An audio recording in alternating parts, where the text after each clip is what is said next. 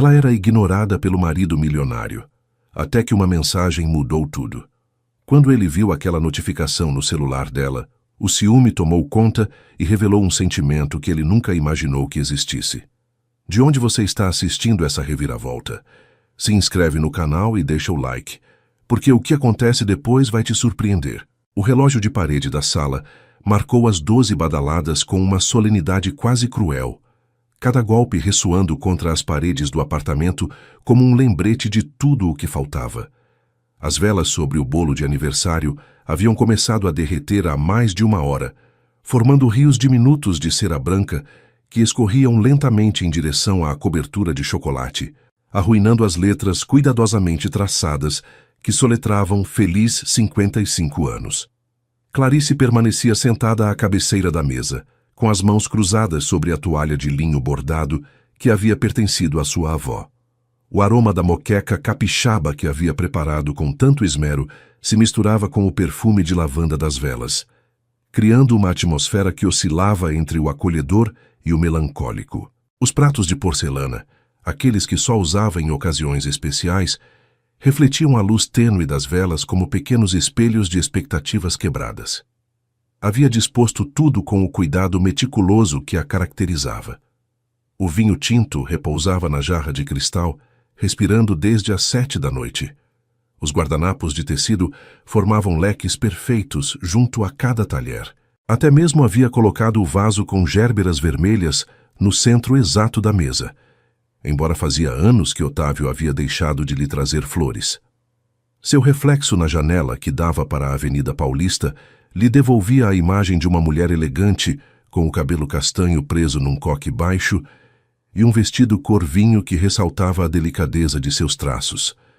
Mas seus olhos, aqueles olhos castanhos que outrora brilharam com a intensidade de quem acredita em finais felizes, agora pareciam opacos, velados por uma tristeza que se tornara tão familiar quanto sua própria pele. 55 anos, mais da metade de sua vida transcorrida, e ali estava, esperando por um homem que provavelmente nem se lembrava que dia era. O celular descansava sobre a mesa, mudo como uma testemunha inútil. Havia checado dezenas de vezes nas últimas horas, esperando uma mensagem, uma ligação, qualquer sinal de que Otávio estava a caminho. Mas a tela permanecia escura, indiferente à sua angústia. Clarice fechou os olhos e deixou que as memórias a envolvessem como uma maré inevitável.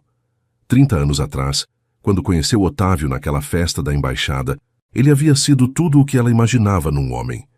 Encantador, ambicioso, com um sorriso que prometia aventuras e um olhar que a fazia sentir-se a única mulher no ambiente.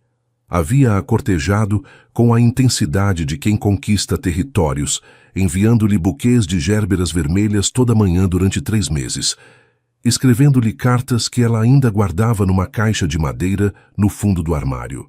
Em que momento aquele homem apaixonado se converteu no fantasma que agora habitava sua vida? Quando exatamente haviam deixado de se ver, de se tocar, de existir um para o outro? O som de uma ambulância atravessando a noite paulistana a arrancou de seus pensamentos.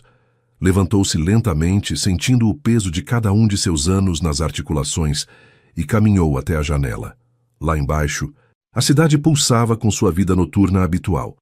Casais que caminhavam de mãos dadas, grupos de jovens que riam a caminho de algum bar, turistas que fotografavam os edifícios iluminados.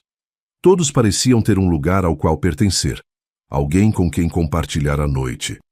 Ela só tinha um apartamento de 200 metros quadrados no bairro dos Jardins, decorado com móveis que custavam mais que o salário anual da maioria das pessoas, e um vazio tão profundo que às vezes temia cair nele e nunca encontrar o fundo. O relógio marcou 00:30. Clarice voltou à mesa e, com movimentos mecânicos, começou a recolher os pratos intocados. A moqueca iria para a geladeira, onde provavelmente permaneceria esquecida até que a empregada doméstica a descobrisse dias depois. O vinho guardaria para outra ocasião que nunca chegaria. O bolo. O bolo jogaria no lixo antes que Otávio pudesse vê-lo, antes que ele soubesse que ela havia esperado, que ela ainda esperava. Porque isso era o que mais doía. não o esquecimento em si, mas a evidência de sua própria esperança. Apesar de tudo, apesar dos anos de jantares solitários e conversas interrompidas, apesar das noites em que ele chegava quando ela já dormia e partia antes que despertasse, Clarice seguia esperando. Seguia preparando jantares especiais, seguia comprando vinho de que ele gostava, seguia vestindo roupas bonitas embora ninguém fosse vê-las. E essa esperança, essa maldita esperança que se negava a morrer, era a corrente mais pesada de todas. Enquanto cobria a moqueca com filme plástico, escutou o som da chave na fechadura. Seu coração deu um salto involuntário, aquele reflexo pavloviano que nem os anos de decepção haviam conseguido extinguir. Mas não se moveu da cozinha. Não correu para recebê-lo como teria feito antes. Simplesmente continuou com sua tarefa, fingindo uma calma que estava muito longe de sentir. Os passos de Otávio ressoaram no corredor de mármore.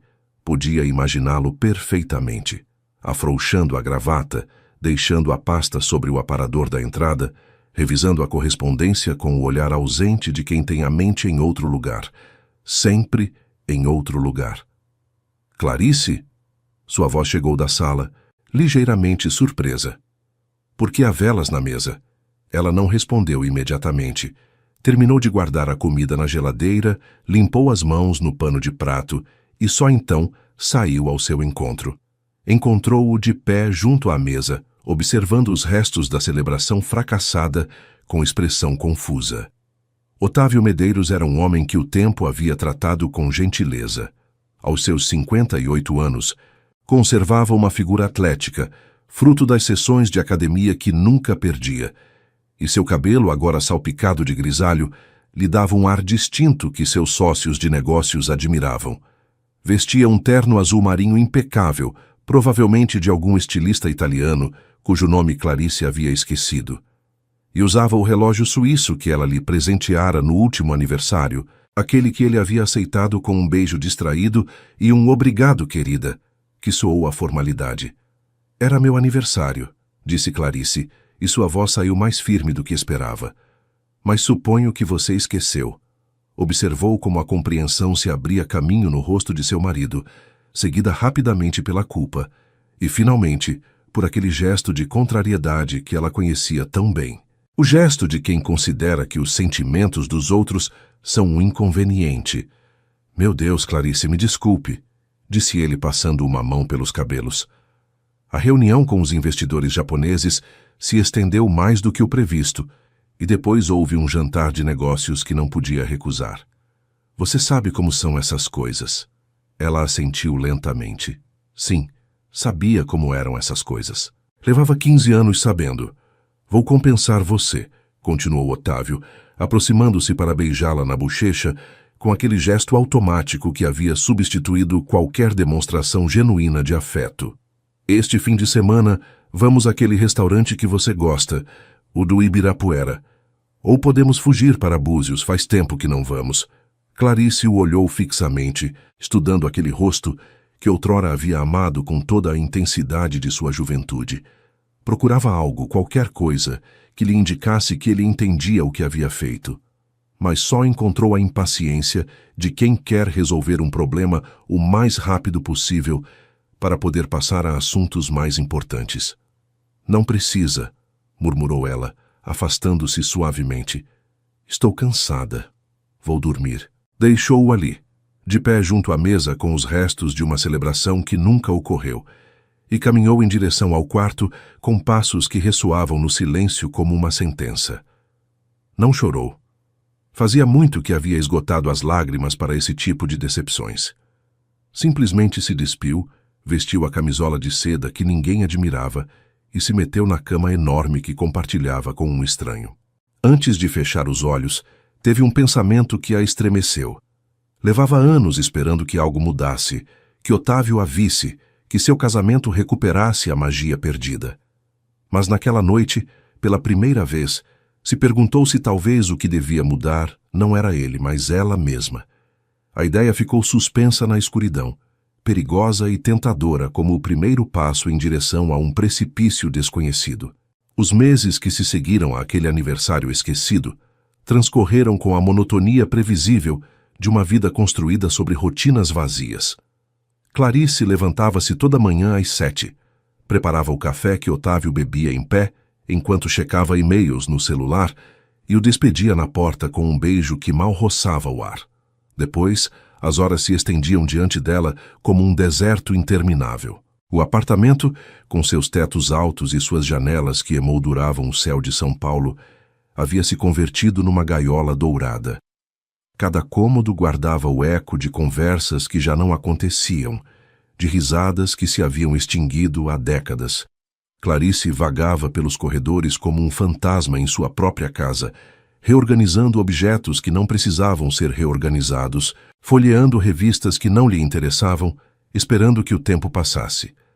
Seus dias tinham uma estrutura rígida que ela mesma havia criado para preencher o vazio. Às segundas, assistia ao clube de bridge com as esposas de outros empresários, mulheres com as quais trocava sorrisos corteses e fofocas superficiais. Às quartas, tinha hora marcada no salão de beleza, onde passava horas submetendo-se a tratamentos que prometiam apagar as marcas do tempo. Às sextas, almoçava com sua irmã Fernanda, a única pessoa diante de quem podia se permitir certa honestidade, embora mesmo com ela havia temas que evitava tocar. Mas era nas tardes quando a solidão se tornava mais aguda. Aquelas horas mortas entre o almoço e o jantar, quando a luz do sol se filtrava pelas cortinas de voile e o silêncio do apartamento se tornava ensurdecedor. Às vezes, ligava a televisão só para escutar vozes humanas, embora nunca prestasse atenção ao que diziam. Outras vezes, sentava-se junto à janela e observava a vida que transcorria lá embaixo, nas ruas que ela raramente pisava. Foi numa dessas tardes, no início de junho, quando tudo começou a mudar. A chuva caía sobre São Paulo, com uma intensidade pouco comum para aquela época do ano, convertendo as calçadas em pequenos rios e tingindo o céu de um cinza chumbo que parecia absorver qualquer rastro de alegria. Clarice estava na sala, rodeada de caixas de fotografias antigas que havia tirado do depósito naquela manhã. Era um ritual que repetia cada vez que a melancolia a golpeava com particular força. Mergulhar no passado, buscar naquelas imagens desbotadas provas de que alguma vez havia sido feliz. Havia fotografias de seu casamento, com ela radiante num vestido de renda e Otávio olhando-a como se fosse a única coisa que existia no mundo. Havia instantâneos de férias em Angra dos Reis, de natais na casa de seus pais, de aniversários celebrados em restaurantes elegantes, e havia outras, mais antigas, de uma época anterior a Otávio. Seus dedos se detiveram sobre uma fotografia em particular. Mostrava uma Clarice jovem, de não mais de 25 anos, sorrindo diante da câmera com uma expressão de liberdade absoluta. Atrás dela se via o Pelourinho de Salvador, recortando-se contra um céu de um azul impossível. O cabelo lhe caía solto sobre os ombros e usava um vestido de algodão branco que o vento parecia acariciar. Salvador. Os 3 meses que passou ali, estudando história da arte, antes que sua vida tomasse o rumo que agora habitava. Antes de conhecer Otávio, antes de se converter na Senhora de Medeiros, antes de esquecer quem era realmente. Um calafrio a percorreu enquanto acariciava a fotografia. Em Salvador, havia sido outra pessoa. Havia caminhado durante horas pelo Pelourinho, perdendo-se voluntariamente em suas ladeiras de paralelepípedos. Havia passado tardes inteiras no Museu de Arte Sacra, absorta diante das telas coloniais e barrocas. Havia discutido sobre arte e filosofia em rodas improvisadas, bebendo caipirinha até que as estrelas salpicassem o céu baiano.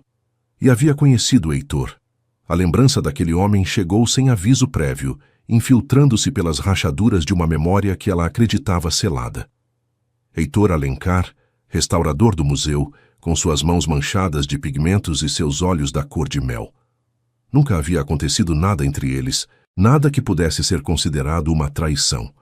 Apenas conversas que se estendiam até a madrugada, passeios pelos casarões coloniais, olhares que diziam mais do que as palavras se atreviam a expressar. Ele a havia visto. Havia-a visto de verdade, não como a filha do diplomata ou a jovem de boa família, Mas como Clarice, simplesmente Clarice, com seus sonhos de se tornar historiadora da arte, com sua paixão pelos pigmentos do período colonial, com sua risada que então brotava fácil e frequente. Quando retornou a São Paulo, prometeram se escrever. E o fizeram, durante alguns meses, até que Clarice conheceu Otávio, e a correspondência foi se espaçando, diluindo-se como tinta na água, até desaparecer por completo. O que teria sido de Heitor? A pergunta surgiu enquanto a chuva continuava golpeando os vidros. Seguiria em Salvador, restaurando obras-primas com aquelas mãos cuidadosas? Teria formado uma família? Pensaria alguma vez naquela moça paulistana que apareceu em sua vida durante um verão e depois se desvaneceu? O som de seu celular a arrancou de seus pensamentos. Havia deixado sobre a mesa de centro, junto a uma xícara de chá que havia esfriado horas atrás. A tela brilhava com a notificação de uma mensagem nova, de um número que não reconhecia. Clarice pegou o telefone com curiosidade distraída, esperando encontrar alguma promoção comercial ou uma mensagem enviada por engano. Mas as palavras que leu fizeram o mundo parar por um instante. Finalmente te encontrei. Não consegui esquecer nossos dias em Salvador.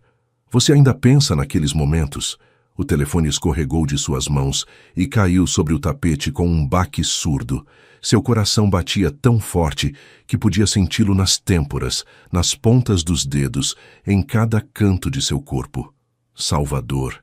Alguém mencionava Salvador, aqueles dias que ela guardava como um segredo precioso. Poderia ser Heitor. Depois de 25 anos, seria possível que ele a tivesse procurado.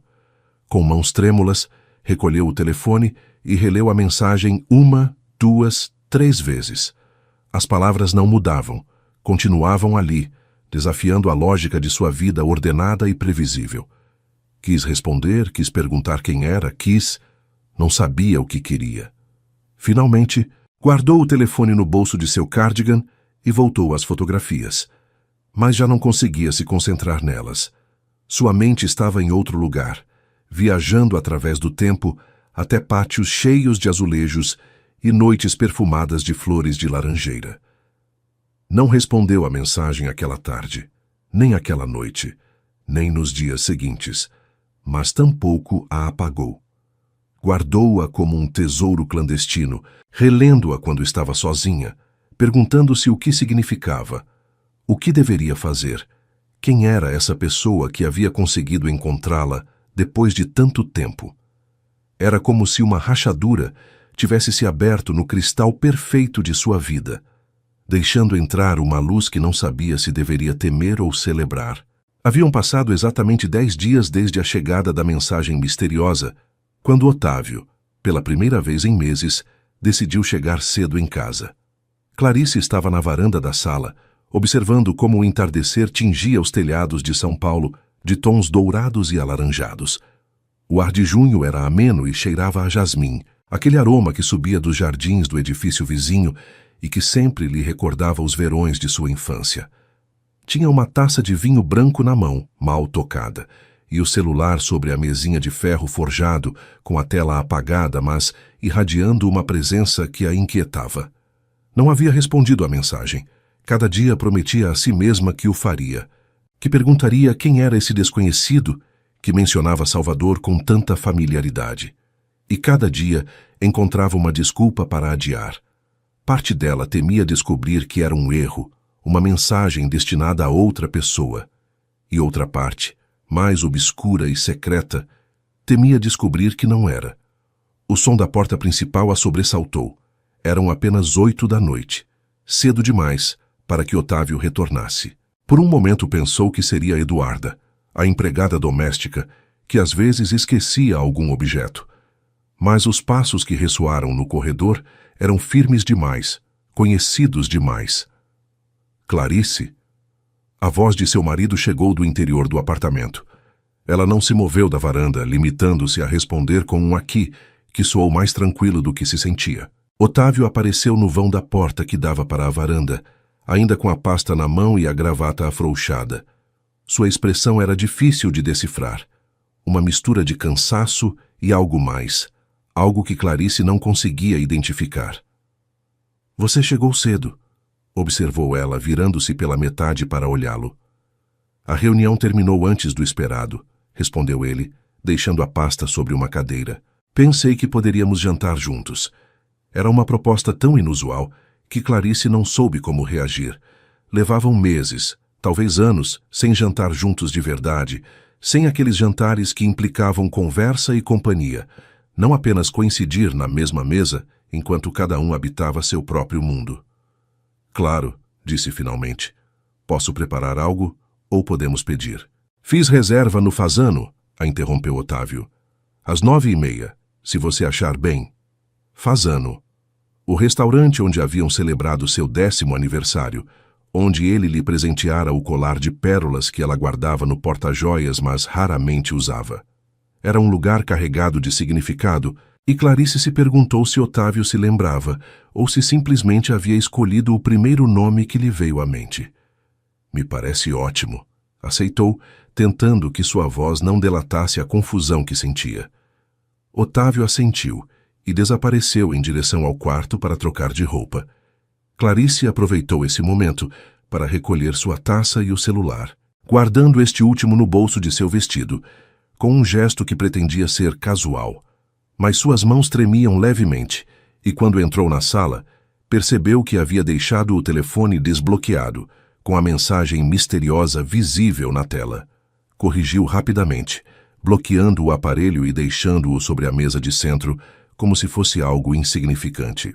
Depois se dirigiu ao closet para escolher uma roupa apropriada para o jantar, tentando convencer-se de que seu nervosismo era absurdo. Não havia feito nada de errado. Não havia respondido à mensagem. Não havia traído ninguém. Então, por que sentia que estava ocultando algo? O jantar no Fasano transcorreu numa atmosfera estranha, carregada de silêncios que nenhum dos dois sabia como preencher. Otávio falou sobre negócios, sobre um acordo importante que estava prestes a fechar com uma empresa alemã. Clarice assentiu nos momentos apropriados, fez as perguntas corretas, fingiu um interesse que não sentia. Era uma dança que haviam aperfeiçoado ao longo dos anos, uma coreografia de cortesia que substituía a intimidade perdida. Mas havia algo diferente naquela noite.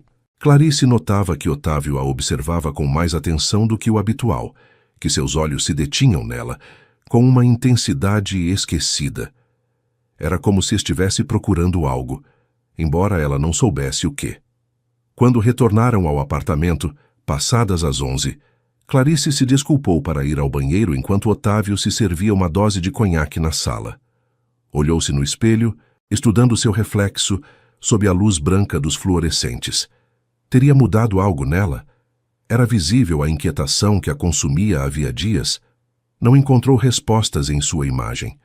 Só viu uma mulher de 55 anos, com rugas finas ao redor dos olhos e um gesto de cansaço que nenhuma maquiagem conseguia ocultar. Quando saiu do banheiro, o que encontrou fez seu coração parar. Otávio estava de pé na sala com o celular dela na mão.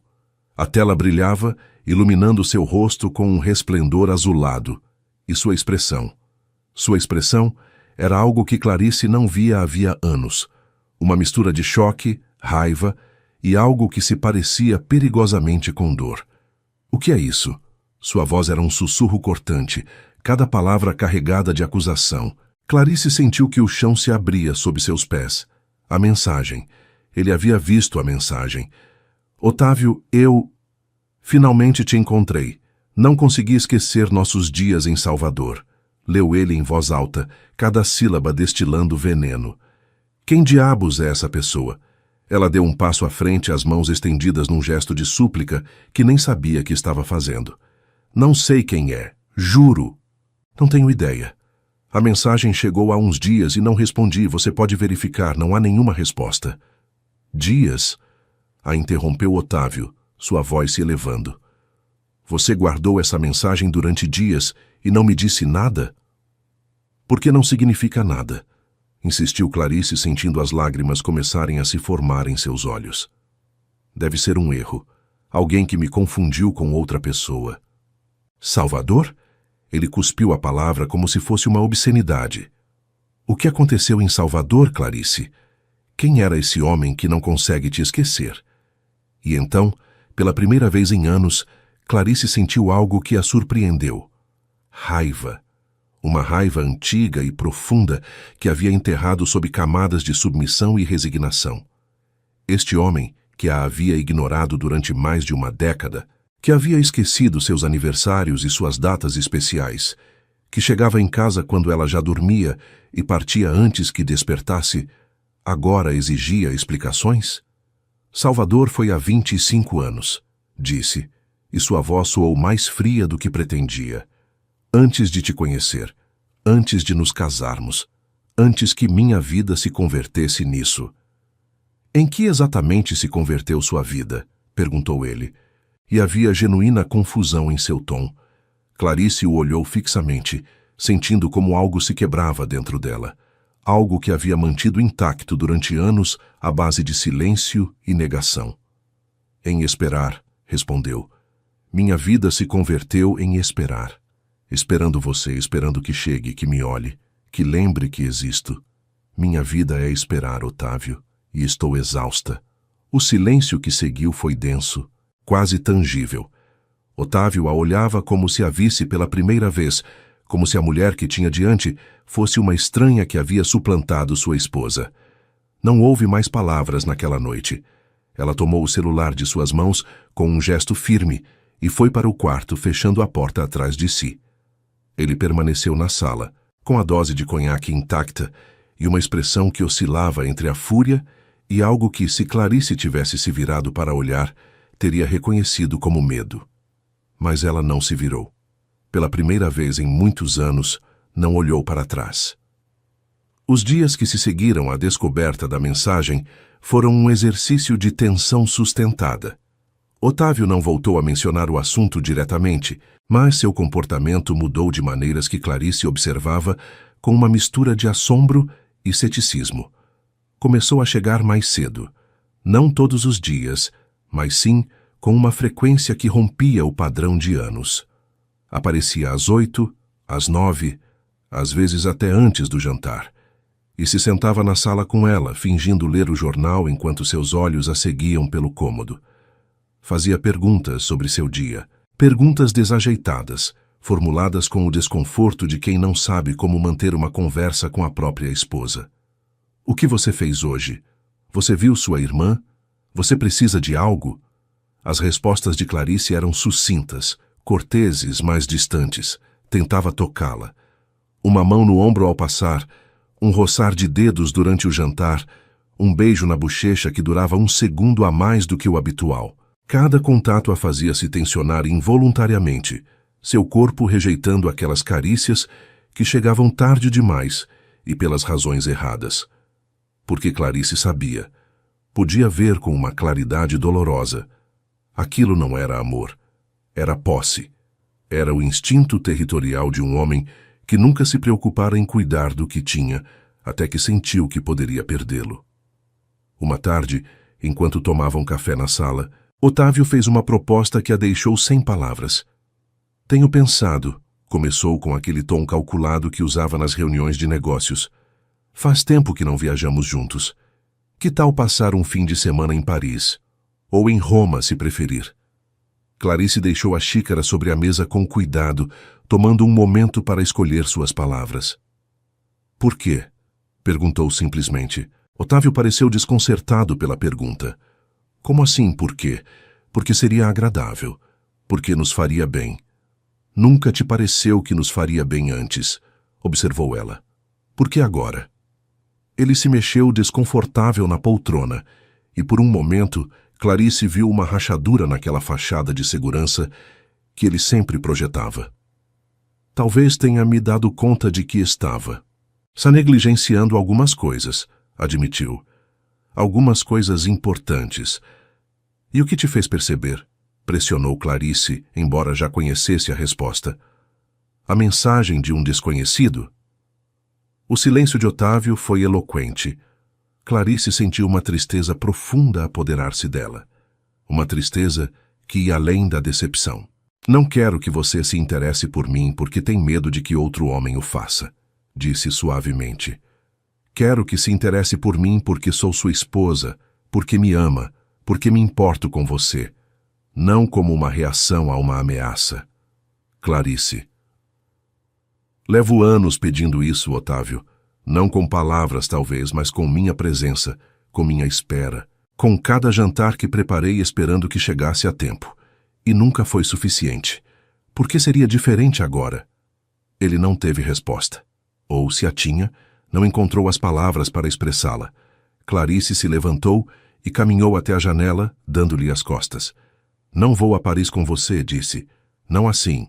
Não quando sei que o único que você quer é ter certeza de que ainda sou sua. Escutou como ele se levantava, como seus passos se aproximavam. Sentiu sua presença atrás dela, tão perto que podia perceber o calor de seu corpo.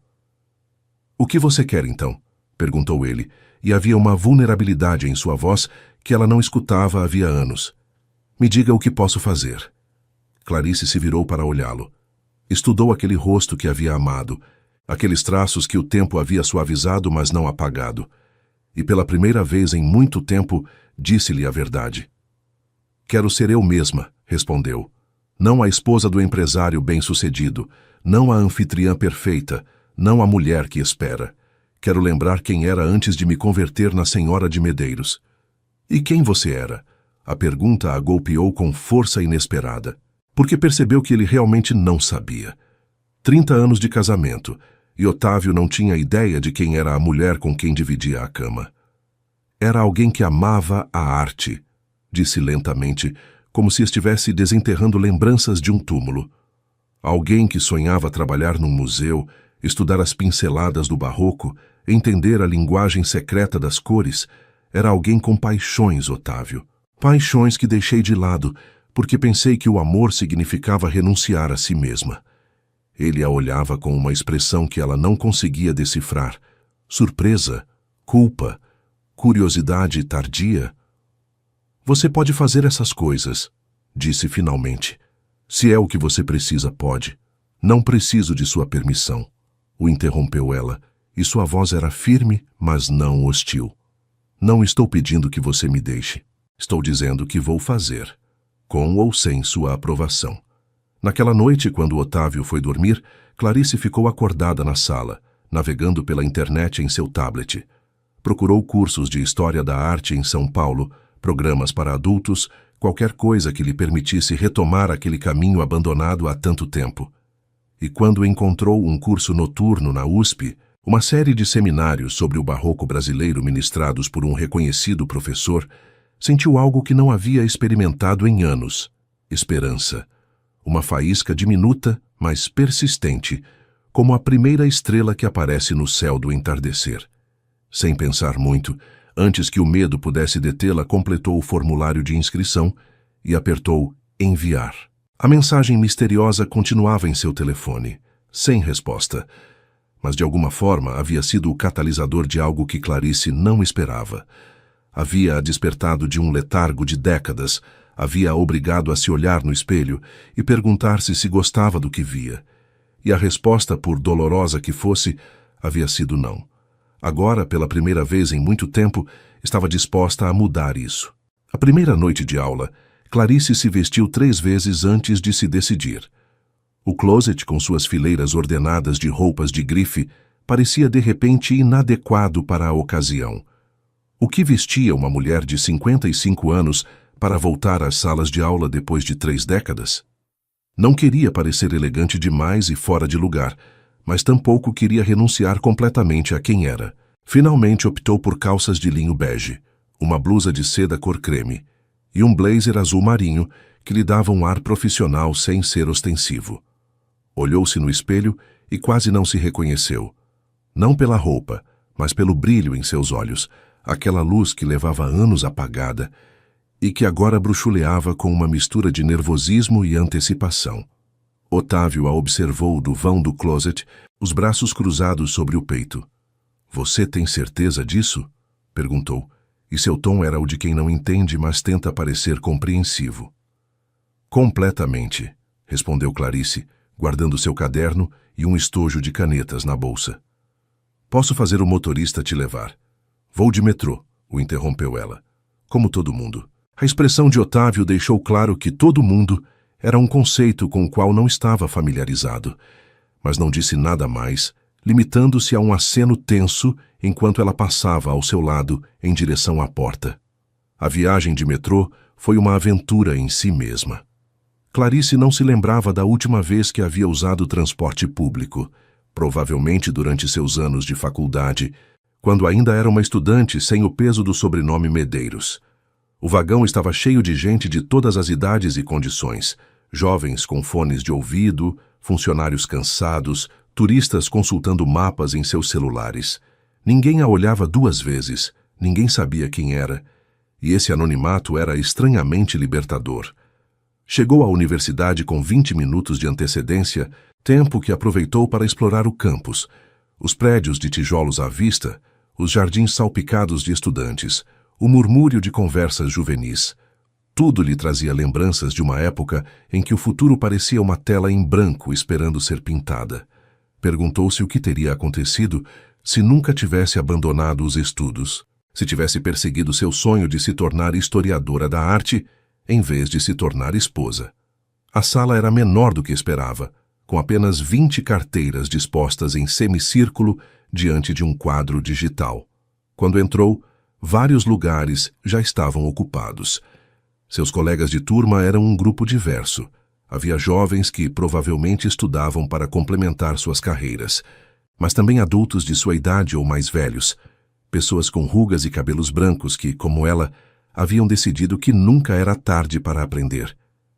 Sentou-se na segunda fileira, nem muito à frente nem muito atrás, e tirou seu caderno com mãos ligeiramente trêmulas.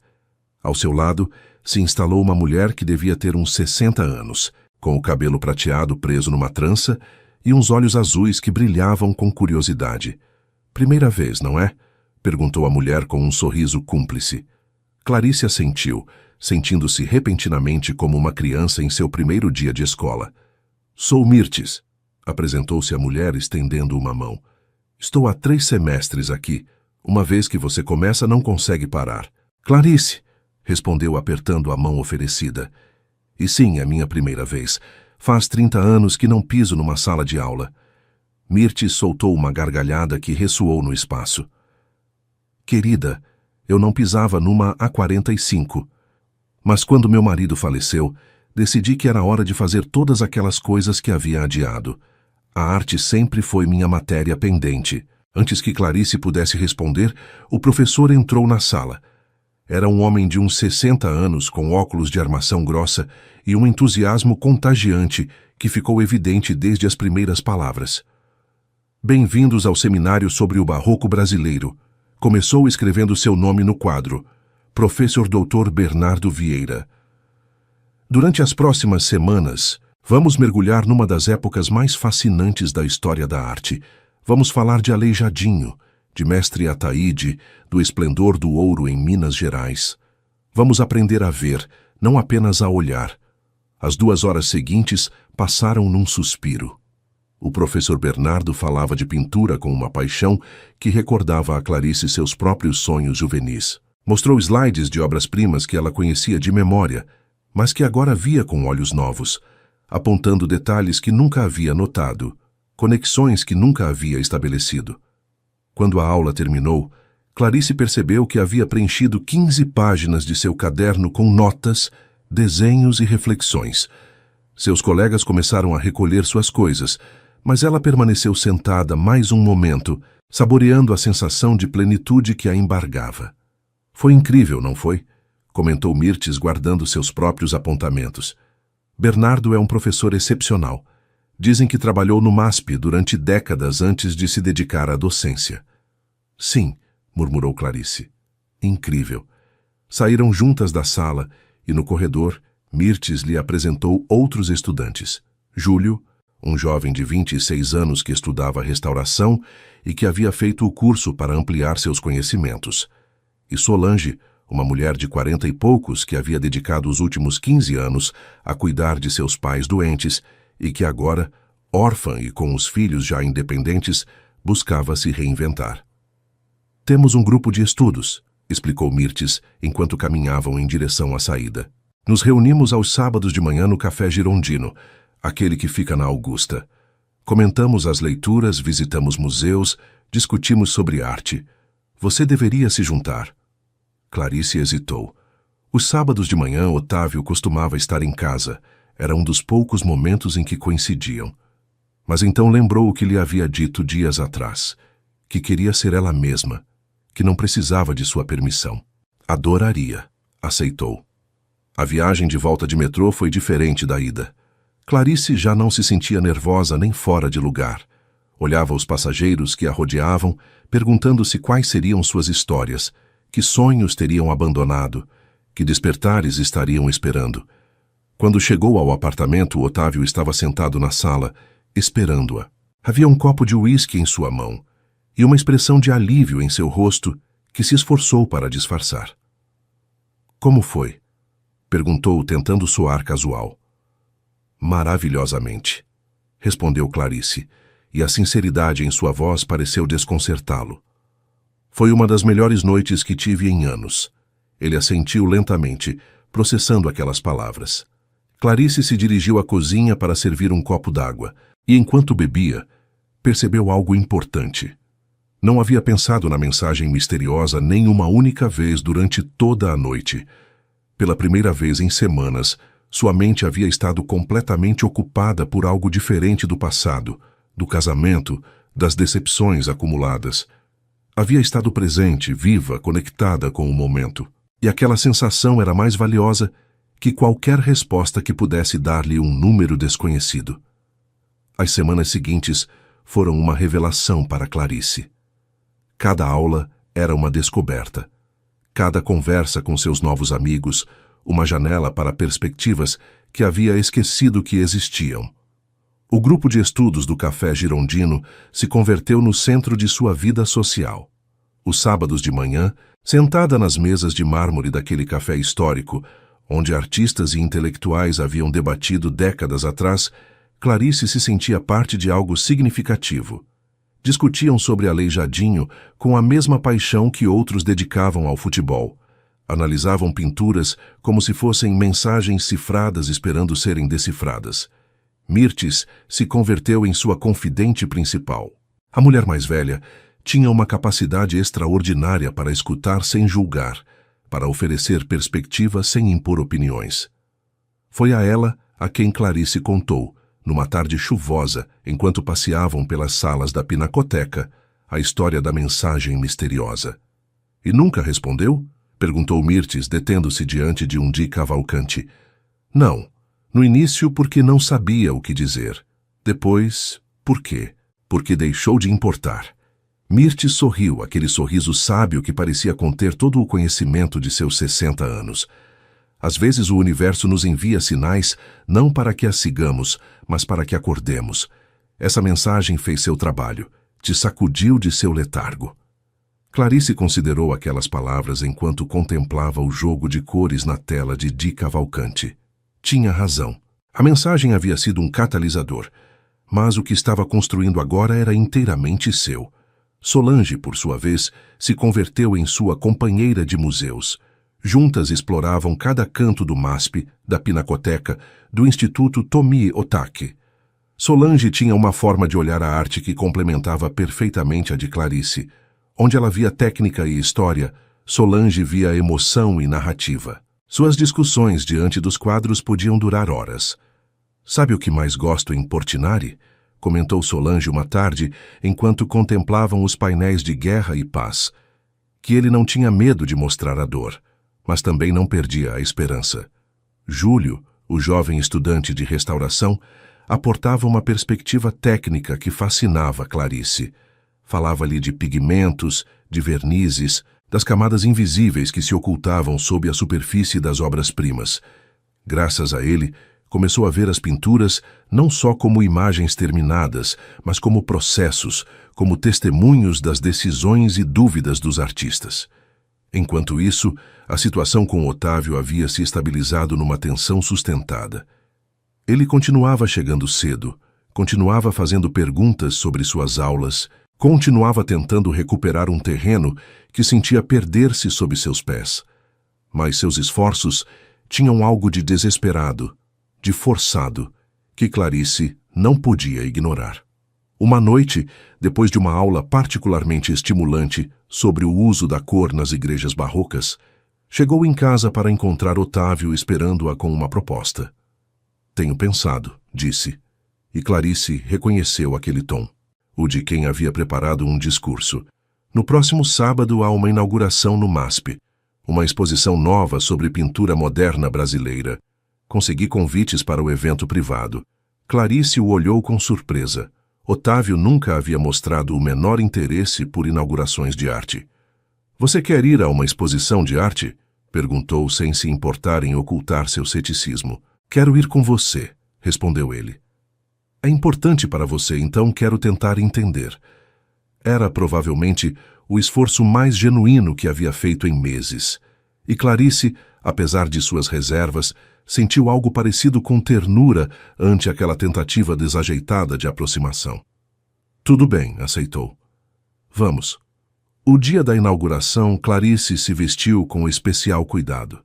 Escolheu um vestido de veludo azul escuro que havia comprado anos atrás, mas nunca havia usado, e se maquiou com uma sutileza que realçava seus traços sem ocultar sua idade. Quando se olhou no espelho, viu uma mulher que finalmente estava em paz com quem era. Otávio a esperava na sala, vestido com seu melhor terno.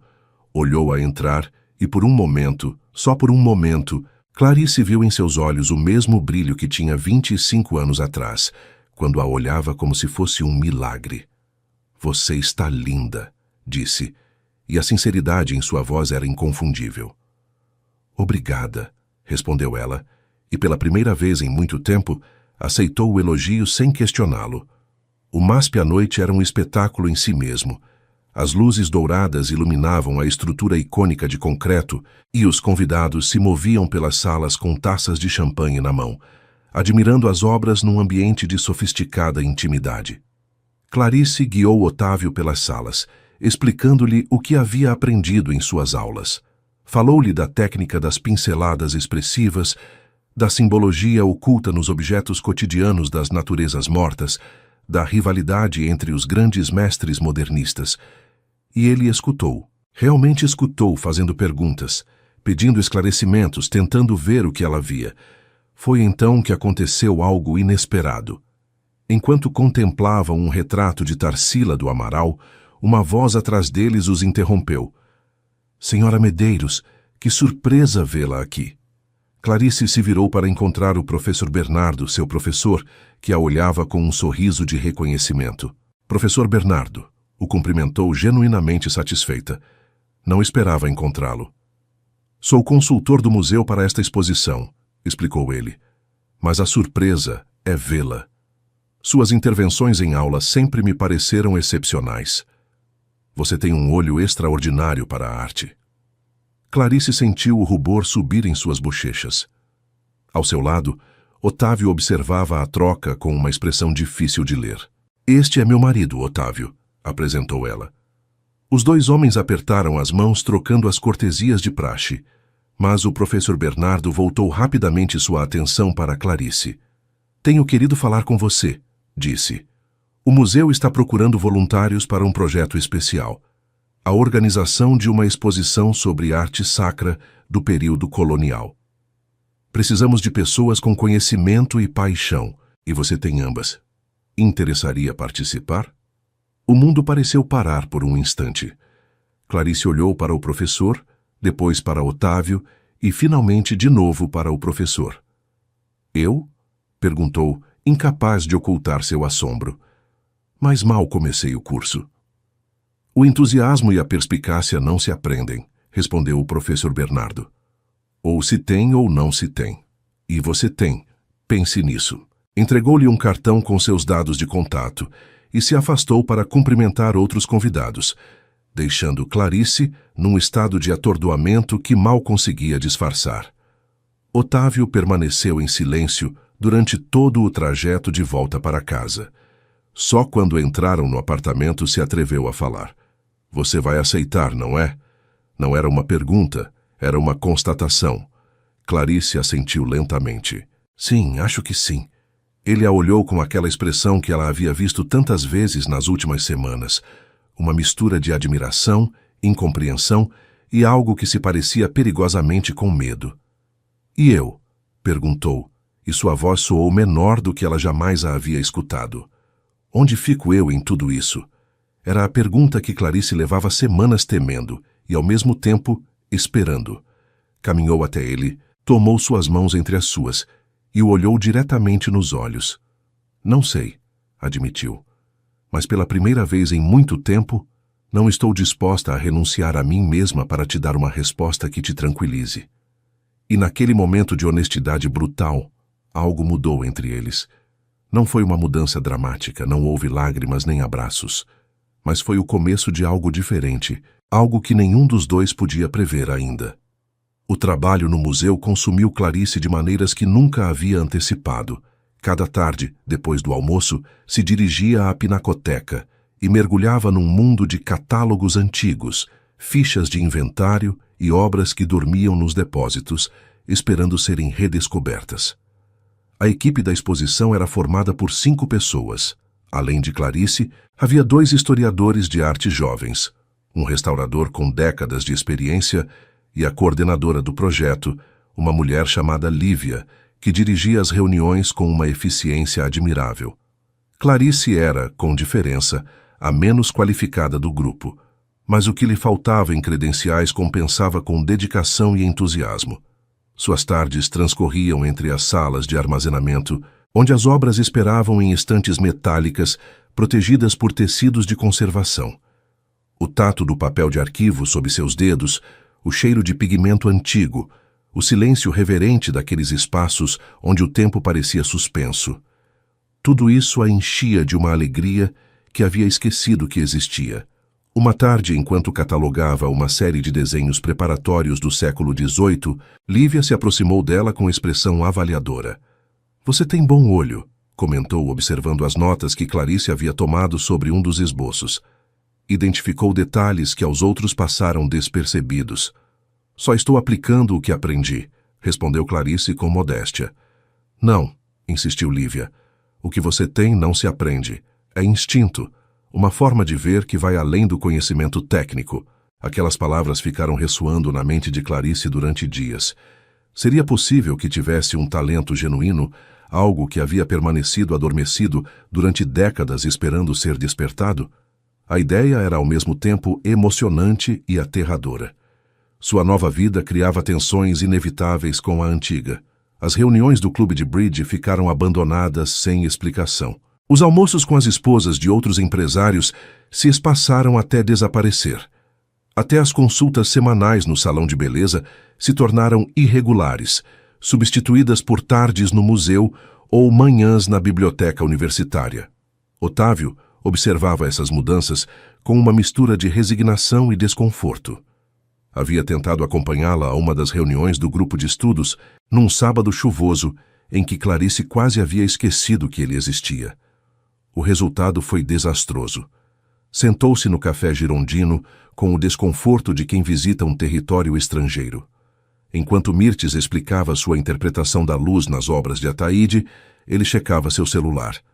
Quando Júlio propôs uma visita ao Museu de Arte Sacra, ele bocejou sem disfarce. E quando Solange se emocionou até as lágrimas falando de como Portinari havia capturado a fragilidade humana, ele olhou para Clarice com uma expressão que dizia claramente: "Sério que é isso que te importa?" Depois daquilo, não voltou a tentar. E embora Clarice sentisse uma pontada de tristeza ante aquela rendição, também experimentou um alívio que preferiu não examinar muito de perto. Uma noite, enquanto jantavam em silêncio, aquele silêncio que se havia tornado tão familiar entre eles, Otávio finalmente verbalizou o que levava semanas pensando. "Já não te reconheço." Clarice levantou a vista de seu prato, encontrando-se com um olhar que continha mais vulnerabilidade do que ele provavelmente pretendia mostrar. "O que quer dizer?" "A mulher que conheci não era assim", continuou ele, escolhendo as palavras com cuidado. "Era mais tranquila, mais previsível, mais conveniente", completou Clarice, e não havia amargura em sua voz, apenas constatação. Otávio não respondeu, mas seu silêncio foi eloquente. Você tem razão, disse Clarice após uma pausa. Não sou a mesma pessoa que você conheceu, mas aquela pessoa também não era eu. Era uma versão de mim que construí para encaixar na vida que pensei que deveria ter. E agora? Agora estou tentando descobrir quem sou realmente. Aos 55 anos, pela primeira vez na minha vida. Otávio ficou olhando-a como se a visse pela primeira vez. E talvez, em certo sentido, assim era. Não sei como me relacionar com você, admitiu finalmente. Não sei o que dizer, o que fazer. É como se de repente você falasse um idioma que não entendo. Clarice sentiu algo parecido com compaixão. Durante anos, havia desejado que ele a visse, que a entendesse. Agora que finalmente tentava, percebia o difícil que era tender pontes sobre um abismo de décadas. Você pode começar por escutar, sugeriu suavemente. Não para responder, não para consertar nada, só para entender. Entender o quê? O que me faz feliz, o que me apaixona. Porque passo horas olhando um quadro que para você parece apenas tinta numa tela. Foi o começo de algo que nenhum dos dois sabia como chamar. Não era uma reconciliação, não ainda, mas era uma tentativa, desajeitada e sincera de se conhecerem de novo. Nas semanas seguintes, Otávio fez esforços que Clarice não havia esperado. Comprou livros sobre arte que deixava na mesinha de cabeceira, tentando ler algumas páginas antes de dormir.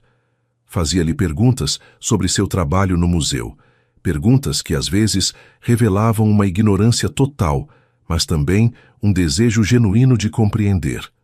Uma vez, chegou em casa com um buquê de gérberas vermelhas, como as que lhe presenteava quando eram namorados, e embora o gesto fosse desajeitado e tardio, Clarice sentiu algo parecido com ternura. Mas os problemas de anos não se solucionavam com gestos.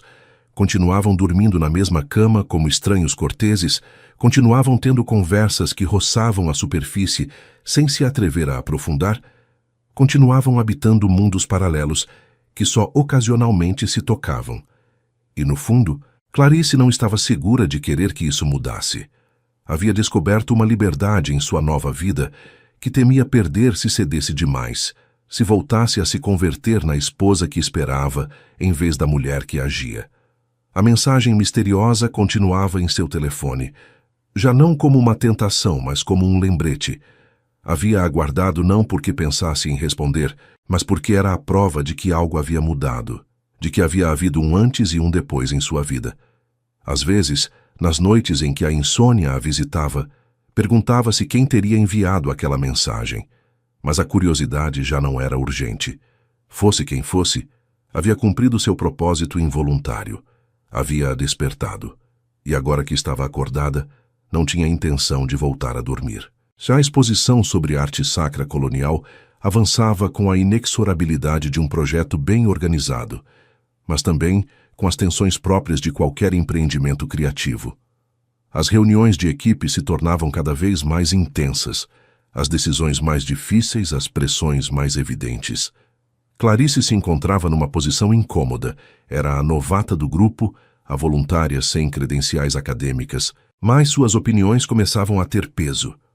Lívia havia começado a consultá-la sobre questões de seleção, a pedir seu parecer sobre a disposição das obras, a valorizar sua perspectiva fresca sobre temas que os demais davam por certos. Isso gerava fricções com alguns membros da equipe. Verônica, uma das historiadoras jovens, às vezes a olhava com uma hostilidade mal velada. Uma tarde, enquanto discutiam a inclusão de um determinado quadro na exposição, o conflito finalmente estourou. Com todo respeito, disse Verônica, embora seu tom sugerisse qualquer coisa menos respeito. Não entendo por que a opinião de alguém sem formação tem tanto peso aqui. Alguns de nós passamos anos estudando para isso. O silêncio que seguiu foi tenso. Clarice sentiu o rubor subir em suas bochechas, uma mistura de vergonha e raiva contida. Você tem razão, respondeu finalmente, surpreendendo a todos com sua calma. Não tenho sua formação, não tenho seus títulos, mas tenho olhos e tenho décadas de observar o mundo. Às vezes, isso também conta. Lívia interviu antes que a situação escalasse. Aqui valorizamos todas as perspectivas, disse com firmeza. A formação acadêmica é importante, mas também é a intuição. Vamos continuar trabalhando. O incidente ficou resolvido, mas deixou feridas que não sanavam facilmente. Clarice começou a questionar seu lugar na equipe, a perguntar-se se realmente merecia estar ali ou se era só um capricho de amadora rica, brincando de ser profissional. Naquela noite, caminhando pelo Parque Ibirapuera para esfriar a cabeça, encontrou-se sentada num banco diante do lago, observando como o entardecer tingia a água de tons alaranjados. As dúvidas a assaltavam com força renovada. O que estava fazendo? A quem pretendia enganar? Era uma mulher de 55 anos que havia passado as últimas 3 décadas sem fazer nada produtivo, e agora pretendia se reinventar como especialista em arte. O celular vibrou em seu bolso. Era uma mensagem de Mirtes. Café amanhã, preciso te contar algo. Clarice sorriu, apesar de seu ânimo sombrio. Mirtes sempre sabia quando precisava dela. No dia seguinte, sentadas em sua mesa habitual do café girondino, Mirtes escutou o relato do conflito com Verônica sem interromper. Quando Clarice terminou, a mulher mais velha permaneceu em silêncio um momento, mexendo seu café com um gesto pensativo. Sabe qual é seu problema? Perguntou finalmente. Qual? Que ainda busca validação externa. Ainda precisa que alguém te diga que tem direito de estar ali, que merece ocupar seu lugar. Clarice abriu a boca para protestar, mas Mirtes levantou uma mão. Não me entenda mal, é compreensível. Você passou décadas sendo a esposa de, a filha de, a senhora de, sempre definida em relação a outros. Agora que tenta se definir a si mesma, é natural que duvide, mas tem que entender algo importante. O quê? Que ninguém vai te dar permissão para ser quem você é. Isso você tem que tomar. As palavras ficaram suspensas no ar, carregadas de uma verdade que Clarice não podia negar. Havia passado toda a sua vida esperando que Otávio a valorizasse, esperando que o mundo lhe desse seu lugar, esperando que algo ou alguém lhe dissesse que estava bem ser ela mesma. E o que você queria me contar? Perguntou, lembrando da mensagem da noite anterior. Mirtes sorriu com um brilho de emoção nos olhos. Me ofereceram um trabalho. Um museu pequeno em Salvador precisa de alguém para organizar seus arquivos. É temporário, só 6 meses, mas é algo que sempre quis fazer. Isso é maravilhoso, disse Clarice com genuína alegria. Você vai aceitar? Já aceitei. Vou no mês que vem. A notícia golpeou Clarice mais forte do que esperava. Mirtes havia se convertido em sua âncora, em sua guia, na amiga que nunca havia tido. A ideia de sua partida a enchia de uma tristeza que não sabia como processar. Vou sentir sua falta, admitiu. E eu a sua. Mas isto não é um adeus. É um até logo. Além disso, você já não precisa tanto de mim quanto pensa. O que quer dizer? Mirtes tomou sua mão sobre a mesa, apertando-a com afeto. Quando te conheci, você era uma mulher perdida, esperando que alguém a encontrasse. Agora é alguém que está se encontrando a si mesma. Já não precisa de uma guia, só precisa confiar em seu próprio caminho. O retorno para casa aquela tarde foi contemplativo. Clarice caminhava pelas ruas de São Paulo, imersa em pensamentos, processando a notícia da partida de Mirtes e as verdades que havia escutado. Quando chegou ao apartamento, encontrou Otávio sentado na sala com uma expressão que a alarmou. Tinha nas mãos uns papéis que olhava com intensidade. O que aconteceu? Perguntou ela, aproximando-se. Ele levantou a vista, e em seus olhos havia algo que Clarice não esperava ver. Vergonha. Tenho revisado nossas finanças, disse lentamente. Queria, não sei, entender melhor em que gastamos. E me dei conta de algo. Do quê?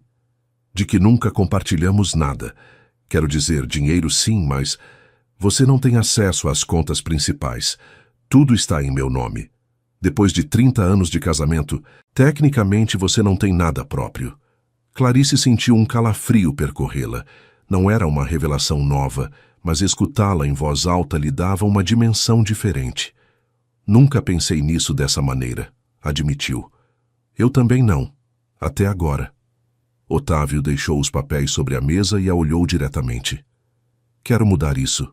Quero que tudo seja compartilhado. Realmente compartilhado. Não porque tenho medo de te perder, mas porque é o correto. Era provavelmente o gesto mais significativo que havia feito em meses.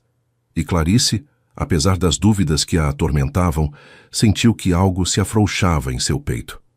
Obrigada, disse simplesmente. Não era suficiente. Ainda havia anos de distância entre eles, anos de descuido e silêncio. Mas era um pequeno passo na direção correta. Naquela noite, Clarice sonhou com Salvador. Sonhou com ruas de paralelepípedos e casarões coloniais, com o som de um violão e o aroma das flores de laranjeira. E no sonho, caminhava sozinha, sem medo, em direção a um horizonte que brilhava com a promessa de tudo o que ainda podia ser. A partida de Mirtes deixou um vazio que Clarice não havia antecipado. Os sábados no café girondino continuavam, mas sem a presença de sua amiga, as conversas pareciam mais superficiais, menos essenciais.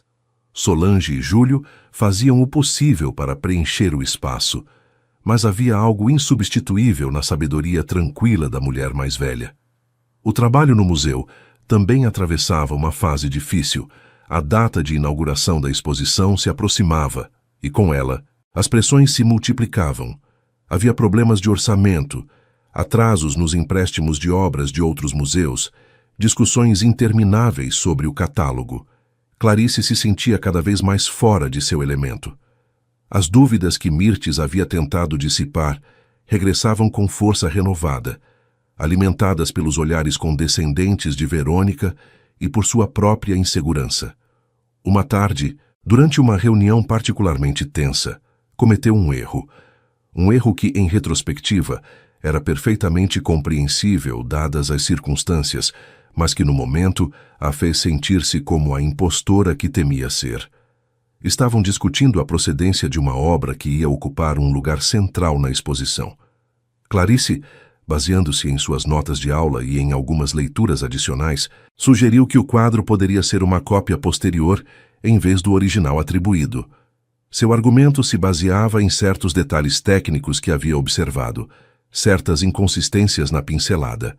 A reação de Verônica foi imediata e devastadora. Você está sugerindo que os especialistas que autenticaram esta obra se equivocaram? Perguntou com um sorriso que não chegava aos olhos. Você, que leva menos de um ano estudando arte? Clarice sentiu o sangue subir em suas bochechas. Só estou compartilhando uma observação. Uma observação baseada em quê, exatamente? Em suas aulas noturnas? Em seu instinto de amadora? O silêncio na sala era avassalador. Lívia interviu tentando suavizar a situação. Todas as perspectivas são válidas. Nem todas, interrompeu Verônica. Há hierarquias de conhecimento. Há pessoas que dedicaram suas vidas a isso, e há pessoas que brincam de serem especialistas. Clarice se levantou da mesa com movimentos rígidos. Com licença, murmurou, e saiu da sala antes que as lágrimas que sentia se formando pudessem escapar. Caminhou pelos corredores do museu sem rumo fixo, as paredes cobertas de obras-primas que de repente pareciam zombar de sua pretensão. Quem era ela para opinar sobre essas coisas? O que a fazia acreditar que podia contribuir com algo valioso? Encontrou-se diante de A Negra, de Tarsila do Amaral, aquela obra que havia admirado desde a primeira vez que visitou o MASP sendo uma menina. A figura monumental a olhava da tela, com aquela presença poderosa que havia fascinado gerações de espectadores. Você também acha que sou uma impostora? Murmurou. O quadro, obviamente, não respondeu, mas olhando para ele, Clarice lembrou algo que seu professor havia dito numa das primeiras aulas. A arte é para todos, não só para os especialistas, não só para os acadêmicos. A capacidade de ver, de sentir, de conectar com uma obra, isso não requer um diploma. Respirou profundamente, tentando se acalmar. Verônica tinha razão numa coisa: havia hierarquias de conhecimento. Mas também havia diferentes formas de saber, diferentes maneiras de se aproximar da verdade.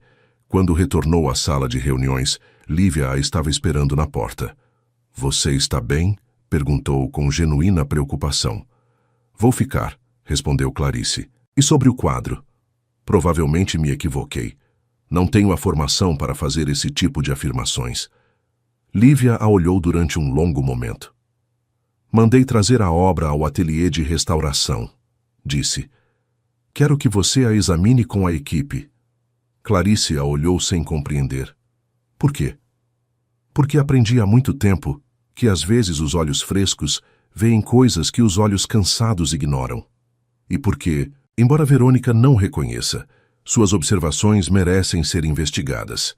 O exame da obra levou 3 dias.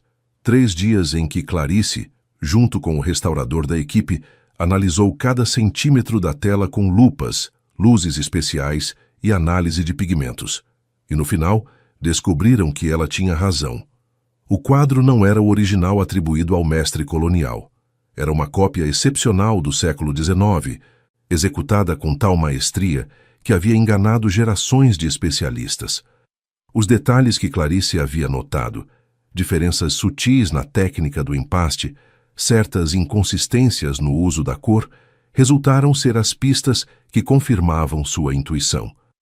A reação da equipe foi mista. Lívia estava impressionada e aliviada de ter evitado incluir uma obra mal atribuída na exposição. O restaurador falava de escrever um artigo acadêmico sobre a descoberta. Verônica. Verônica permaneceu em silêncio, incapaz de reconhecer seu erro, mas também incapaz de continuar negando os fatos. Naquela noite, Clarice chegou em casa com uma sensação que não havia experimentado em muito tempo. Orgulho. Não o orgulho vazio de pertencer a certo círculo social ou de carregar certo sobrenome. Orgulho genuíno por algo que havia conquistado por seus próprios méritos. Otávio notou a mudança assim que a viu entrar. Aconteceu algo bom, observou, estudando seu rosto. Sim, respondeu ela, e lhe contou toda a história. Ele a escutou com atenção, fazendo as perguntas corretas nos momentos corretos.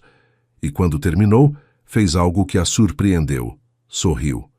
Um sorriso genuíno, livre da ansiedade possessiva que havia marcado suas interações nos últimos meses. Estou orgulhoso de você, disse.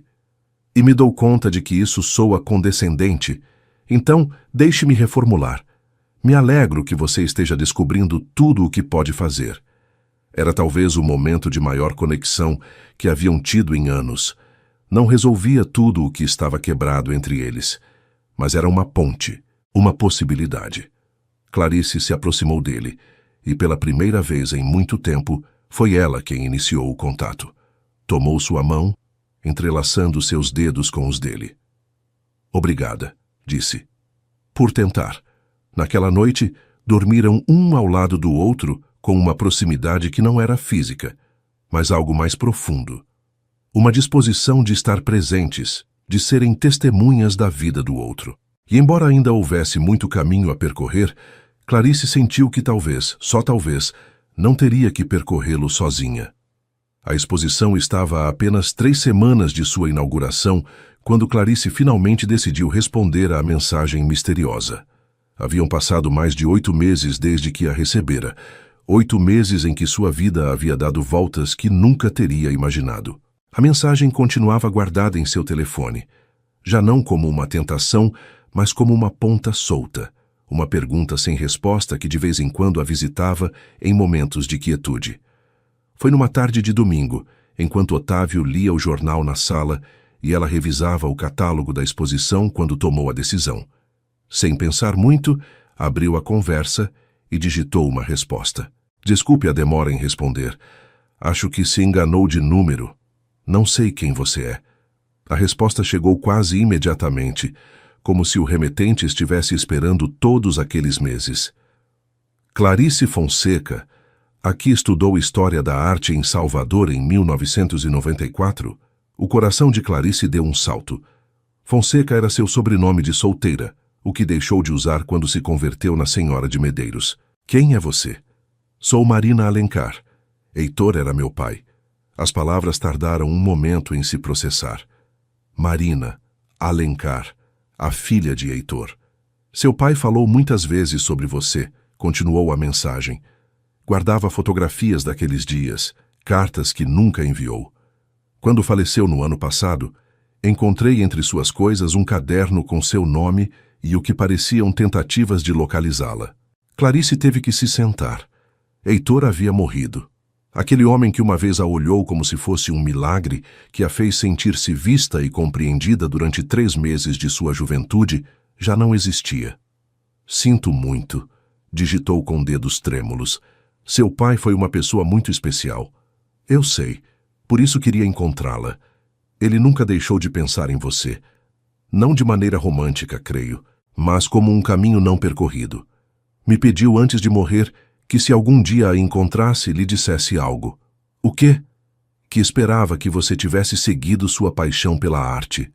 Que esperava que não tivesse renunciado a seus sonhos. As lágrimas caíam pelas bochechas de Clarice sem que ela percebesse. Otávio, alertado pelo silêncio repentino, levantou a vista do jornal. Clarice, o que aconteceu? Ela lhe passou o telefone sem palavras.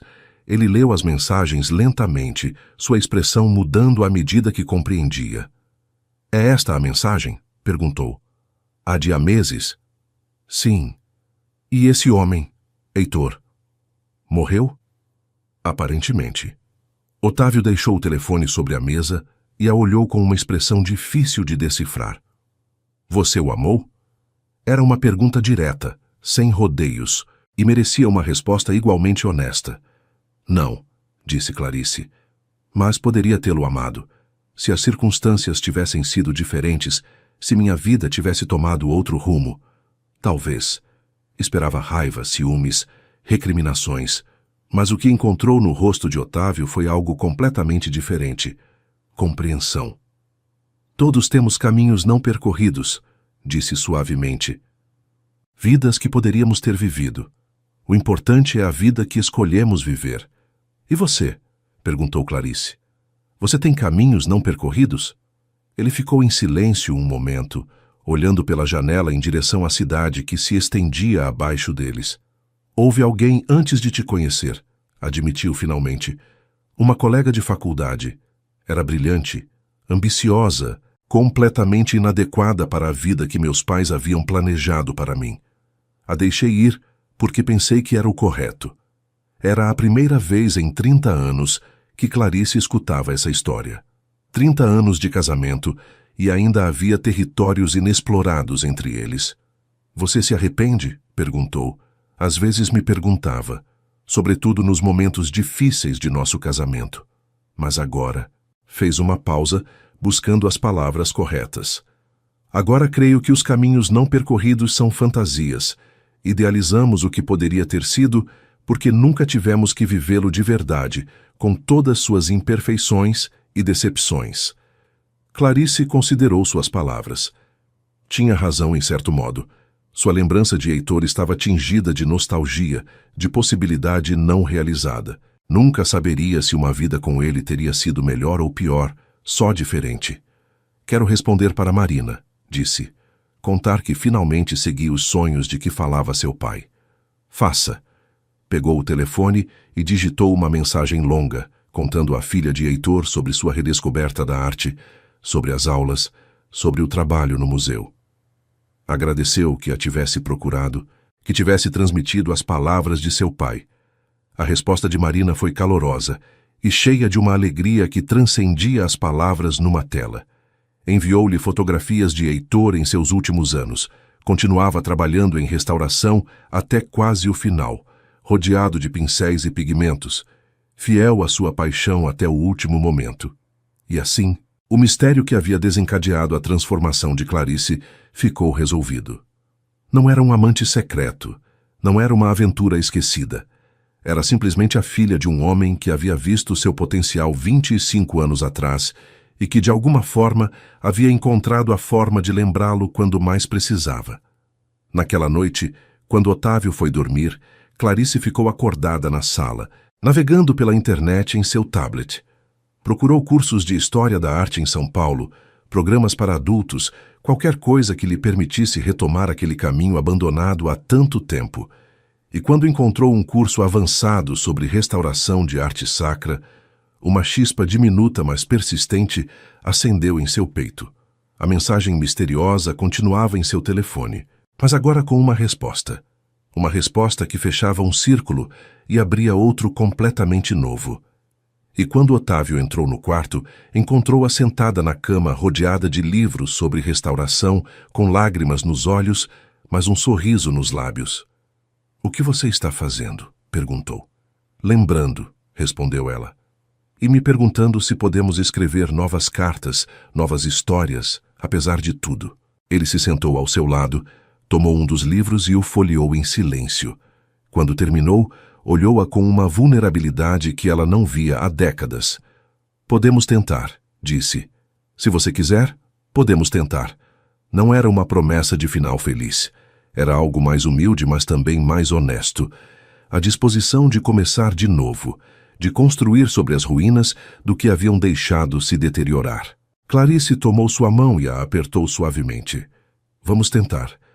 Os dias que se seguiram à revelação da mensagem trouxeram consigo uma paz estranha, o mistério resolvido, as verdades compartilhadas, as vulnerabilidades expostas. Tudo isso havia criado um espaço novo entre Clarice e Otávio, um território onde finalmente podiam começar a se conhecer de verdade. O trabalho na exposição entrava em sua fase final, consumindo a maior parte do tempo de Clarice. Mas algo havia mudado em sua maneira de vivê-lo. Já não se sentia como uma impostora. Já não buscava constantemente a validação dos demais. A descoberta sobre o quadro mal atribuído lhe havia dado uma confiança que antes não tinha, uma certeza de que sua perspectiva era valiosa. Lívia, a coordenadora, começou a dar-lhe mais responsabilidades. Convidou-a a participar das reuniões com a imprensa, a revisar os textos do catálogo, a opinar sobre a iluminação das salas. Verônica continuava mantendo certa distância, mas sua hostilidade havia se suavizado, transformando-se em algo mais parecido com um respeito relutante. Em casa, as mudanças eram mais sutis, mas igualmente significativas. Otávio havia reduzido suas horas de trabalho, delegando em outros executivos responsabilidades que antes acaparava. Chegava em casa a tempo para jantar, e esses jantares haviam se convertido em algo que nenhum dos dois teria imaginado meses atrás. Conversas reais, trocas genuínas sobre seus dias, suas preocupações, suas pequenas alegrias. Uma noite, enquanto tomavam café na varanda observando as luzes da cidade, Otávio fez uma confissão que pegou Clarice de surpresa. "Tenho visto um terapeuta." Ela o olhou com assombro. Otávio sempre havia desprezado o que chamava o negócio dos sentimentos, considerando a terapia como uma fraqueza inaceitável para alguém de sua posição. "Desde quando?" 2 meses. Desde que me dei conta de que não sabia como falar com você, como estar com você, como ser um marido de verdade." "E o que você aprendeu?"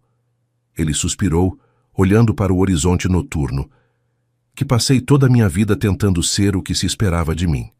O empresário bem-sucedido, o filho perfeito, o pilar da família, e no processo esqueci de ser simplesmente alguém.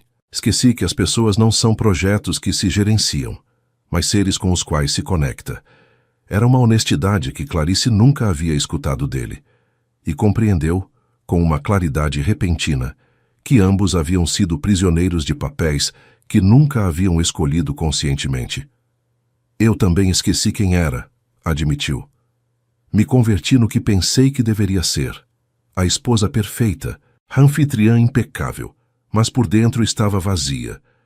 E agora, estou aprendendo a me preencher, com coisas que importam, com paixões que me pertencem, com uma vida que é minha." Otávio estendeu a mão e tomou a dela, entrelaçando seus dedos com uma ternura que ela havia esquecido que existia. "Há lugar para mim nessa vida?" Era a pergunta que flutuava entre eles há meses, a que nenhum havia se atrevido a formular diretamente. "Há lugar para quem você quiser ser", respondeu Clarice. "Não para o empresário que trabalha 20 horas por dia, não para o marido ausente. Mas se você quiser ser alguém diferente, alguém que esteja presente, então sim, há lugar." Não selaram o pacto com um beijo nem com promessas grandiosas. Simplesmente permaneceram ali, juntos, observando a noite que se estendia sobre São Paulo, conscientes de que o que estavam construindo era frágil, mas também possível. Os preparativos para a inauguração da exposição alcançaram seu momento mais intenso. A semana anterior ao evento, Clarice mal passava tempo em casa, dividida entre o museu, as reuniões de imprensa e os últimos ajustes às salas. Mas agora Otávio a esperava cada noite com o jantar preparado. Simples, porque suas habilidades culinárias eram limitadas, mas feito com intenção, e a escutava falar sobre seu dia com um interesse que já não fingia. O grupo de estudos também estava em efervescência. Solange e Júlio haviam conseguido convites para a inauguração e não paravam de fazer perguntas sobre o que lhes esperava. Mirtes, de Salvador, enviava mensagens de ânimo e prometia estar presente mesmo que fosse só em espírito. 3 dias antes do evento, Clarice recebeu uma ligação inesperada. Era o diretor do museu, alguém com quem mal havia trocado palavras durante todo o projeto. Senhora Medeiros, disse com voz cerimonial, queria informá-la pessoalmente de que a descoberta que você fez sobre a atribuição do quadro gerou um interesse considerável no mundo acadêmico. Vários especialistas solicitaram mais informações e há um artigo em preparação para uma revista especializada. Clarice ficou sem palavras. Também gostaria, continuou o diretor, de discutir com você a possibilidade de uma posição mais formal no museu. Seu trabalho durante estes meses foi excepcional e acreditamos que poderia contribuir muito com nossa equipe de pesquisa. Quando desligou o telefone, Clarice ficou olhando para a parede de seu escritório com expressão atordoada. Um trabalho real, não de voluntária, mas de profissional reconhecida. Naquela noite, compartilhou a notícia com Otávio, esperando resistência, objeções, alguma tentativa de dissuadi-la. Mas ele simplesmente sorriu e a abraçou com força. Você merece, disse. Você conquistou. E pela primeira vez em muito tempo, Clarice acreditou que era verdade. A noite antes da inauguração, São Paulo se cobriu de uma neblina sutil, que difuminava as luzes dos edifícios e dava à cidade um aspecto quase onírico. Clarice permanecia acordada, incapaz de dormir, com a mente repleta de pensamentos que se negavam a se ordenar. Levantou-se sem fazer barulho, cuidando de não despertar Otávio, e caminhou até a sala. As luzes da cidade se filtravam pelas janelas, criando sombras dançantes nas paredes. Serviu-se um copo d'água e sentou-se no sofá contemplando o apartamento que havia sido seu lar durante 3 décadas. Tudo havia mudado em menos de um ano. As mesmas paredes, os mesmos móveis, mas algo fundamental era diferente. Ela era diferente. Lembrou da noite de seu aniversário, apenas 9 meses atrás, quando se sentou sozinha diante de um bolo que ninguém celebrou. Lembrou da desolação, da resignação, da sensação de que sua vida havia terminado antes de começar realmente. E agora? O som de passos a interrompeu. Otávio apareceu no vão da sala com o cabelo despenteado e os olhos ainda pesados de sono. Não consegue dormir? Perguntou. Nervos, admitiu ela. Amanhã é um dia importante. Ele assentiu e sentou-se ao seu lado, tão perto que seus ombros se tocavam. Nervosa pela exposição ou por algo mais? Clarice considerou a pergunta. Era mais profunda do que parecia à primeira vista. Por tudo, suponho. Pelo que vem depois. Se vou ser capaz de manter isso, de continuar sendo essa pessoa que estou aprendendo a ser. Você será, disse Otávio com convicção, porque essa pessoa sempre esteve ali, só estava esperando o momento adequado para sair. E você? Está nervoso por algo? Ele permaneceu em silêncio um momento, olhando em direção às luzes da cidade. Tenho medo, admitiu finalmente. Medo de não ser bom o suficiente para você. De que, agora que encontrou tudo isso, perceba que não precisa de mim.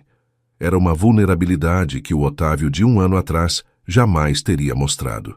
E aquela honestidade, aquela disposição de se expor, comoveu Clarice mais do que qualquer gesto grandioso poderia ter feito. Não se trata de precisar de você, disse suavemente. Se trata de te escolher, de que cada dia, apesar de tudo o que aconteceu, escolhamos estar juntos. E você me escolhe? A pergunta ficou suspensa no ar, carregada de todo o peso de sua história compartilhada. Estou te escolhendo agora, respondeu Clarice. Não posso prometer amanhã nem o dia seguinte, mas agora, neste momento, te escolho. Otávio tomou sua mão e a levou aos lábios, beijando seus nós dos dedos com uma ternura que ela havia esquecido que existia. Então começaremos por agora, disse. E veremos onde nos leva. Permaneceram assim, sentados na penumbra, até que o amanhecer começou a filtrar seus primeiros raios pelas janelas. Não fizeram promessas eternas, não juraram amor imperecível, mas naquele silêncio compartilhado havia algo mais valioso, a disposição de tentar dia a dia, momento a momento. Quando chegou a hora de se preparar para a inauguração, Clarice se olhou no espelho com olhos novos. Viu as rugas, os cabelos brancos que começavam a aparecer, as marcas que o tempo havia deixado em seu rosto. Mas também viu algo que não estava ali meses atrás, uma luz nos olhos, uma determinação na expressão, uma mulher que finalmente se reconhecia a si mesma. Vestiu-se com cuidado, escolhendo um vestido de seda cor marfim que havia comprado especialmente para a ocasião. Maquiou-se com sutileza, escolhendo realçar em vez de ocultar. E quando Otávio entrou no closet, já vestido com seu melhor terno, olhou-a com uma admiração que não tentou disfarçar. Você está radiante, disse. Me sinto radiante, respondeu ela, e era a verdade. Saíram juntos em direção ao museu, caminhando pelas ruas de São Paulo que começavam a despertar. O céu estava limpo, com aquele azul intenso que só se vê nas manhãs de outono, e o ar tinha uma frescura que prometia começos. Clarice respirou profundamente, enchendo seus pulmões da cidade que havia sido seu lar toda a sua vida, mas que agora, pela primeira vez, sentia verdadeiramente sua. Hoje era o dia, não só da exposição, mas de tudo o que havia construído, de tudo em que se havia convertido, e estava pronta para enfrentá-lo. A pinacoteca resplandecia sob as luzes da tarde. Os convidados começavam a chegar, um desfile de críticos de arte, acadêmicos, mecenas e personalidades culturais que se congregavam no vestíbulo principal, taça de champanhe na mão, murmurando antecipações sobre o que lhes esperava. Clarice observava a cena de um canto, sentindo-se estranhamente alheia apesar de ter contribuído para criar o espetáculo que estava prestes a se desenrolar. Ao seu lado, Lívia revisava os últimos detalhes em seu tablet enquanto a equipe se certificava de que tudo estivesse em seu lugar. Nervosa, né? Perguntou Lívia sem levantar a vista. Aterrorizada, admitiu Clarice. Lívia sorriu e finalmente a olhou. Você vai se sair muito bem. Lembre-se, você conhece essas obras melhor que ninguém. Viveu com elas durante meses. Antes que Clarice pudesse responder, o diretor do museu apareceu para indicar que era hora de começar. Os convidados foram conduzidos em direção às salas de exposição e ela tomou sua posição junto à primeira obra, preparando-se para oferecer uma das visitas guiadas que havia ensaiado durante semanas. Entre a multidão, reconheceu rostos, Solange e Júlio, com expressões de orgulho que a fizeram sorrir. Vários colegas de suas aulas da universidade. Marina Alencar, a filha de Heitor, que havia viajado de Salvador para estar presente. E, é claro, Otávio, que permanecia na periferia do grupo, observando-a com uma mistura de admiração e algo que se parecia muito com amor. A visita começou. Clarice falou dos quadros com uma paixão que não precisava fingir, explicando técnicas, contando histórias, revelando os segredos que haviam permanecido ocultos durante séculos. Sua voz ressoava com claridade nas salas silenciosas, capturando a atenção de até os visitantes mais céticos. Quando chegaram ao espaço onde deveria estar o quadro que ela havia identificado como cópia, encontraram em seu lugar um painel explicativo que narrava a descoberta. O diretor aproveitou a oportunidade para apresentá-la formalmente. Clarice Medeiros, disse, é a responsável por essa descoberta excepcional. Sua perspicácia nos poupou de um erro que teria sido constrangedor, para dizer o mínimo. Os aplausos ressoaram na sala, e por um momento, Clarice não soube como reagir. Procurou com o olhar Otávio, encontrando em seus olhos o reconhecimento que havia ansiado durante anos sem sabê-lo. A noite continuou entre conversas, brindes e felicitações. Críticos que inicialmente a haviam olhado com ceticismo, agora solicitavam sua opinião. Acadêmicos que haviam dedicado suas vidas à arte a tratavam como igual. E tudo isso, embora gratificante, parecia de algum modo secundário diante do que realmente importava. No final da noite, quando a maioria dos convidados já havia partido, Clarice se encontrou sozinha diante de uma obra de Mestre Ataíde. O museu havia fechado suas portas, mas ela havia obtido permissão para ficar mais um momento, para se despedir à sua maneira de um projeto que havia transformado sua vida. As cores vibrantes do teto barroco pareciam dançar sob a iluminação especial, os anjos e santos flutuando num céu de azul e dourado que desafiava a gravidade. Obrigada, murmurou sem saber exatamente a quem se dirigia. Talvez a Mestre Ataíde, talvez a Heitor, talvez a versão de si mesma que meses atrás havia decidido despertar. Uns passos atrás dela, anunciaram que não estava sozinha. Otávio apareceu ao seu lado, contemplando o quadro com uma atenção que antes não teria mostrado. É extraordinário, disse. Agora entendo por que isso te apaixona. O que você entende? Que cada quadro é uma janela, para outra época, para outra mente, para outra forma de ver o mundo. E que saber olhar através dessas janelas é um dom. Clarice se virou para ele, surpresa pela profundidade de sua observação. Nunca pensei te ouvir dizer algo assim. Nunca pensei dizer, admitiu ele. Mas tenho te observado esses meses. Vi como você fala de arte, como olha, como te transforma. E me dei conta de que o problema nunca foi que não podia entender. O problema foi que nunca tentei. E agora? Agora quero tentar. Quero aprender a ver o mundo como você vê. Não porque vou me tornar especialista em arte, mas porque quero te conhecer de verdade. Conhecer tudo o que te apaixona, o que te emociona, o que te faz ser quem você é. Eram as palavras que Clarice havia esperado ouvir durante anos, embora nunca as tivesse formulado conscientemente. E escutá-las agora, neste lugar que havia sido o cenário de seu renascimento, tinha um significado que ia além do que as palavras podiam expressar. Eu te amo, disse ele. Não da maneira que te amava antes, aquela maneira que era mais posse que amor. Te amo como você é agora, como se converteu. E se você me deixar, gostaria de passar o resto da minha vida aprendendo a te amar melhor. Clarice sentiu as lágrimas se formarem em seus olhos, mas desta vez não eram de tristeza, nem de frustração. Eram lágrimas de algo que se parecia muito com esperança. Não vai ser fácil, advertiu. Temos anos de silêncio que superar, feridas que sarar.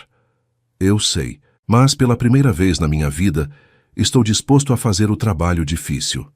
Por você. Por nós. Pela vida que ainda podemos construir juntos. Olharam-se durante um longo momento. Duas pessoas que haviam passado décadas compartilhando espaço sem realmente se encontrar, e que agora, finalmente, começavam a se ver. Clarice tomou sua mão e a apertou suavemente. Então construamos, disse. E ali, sob o olhar eterno de Mestre Ataíde, selaram não um final, mas um princípio, não uma promessa, mas uma intenção, a de tentar, dia a dia, momento a momento, até que a vida decidisse outra coisa.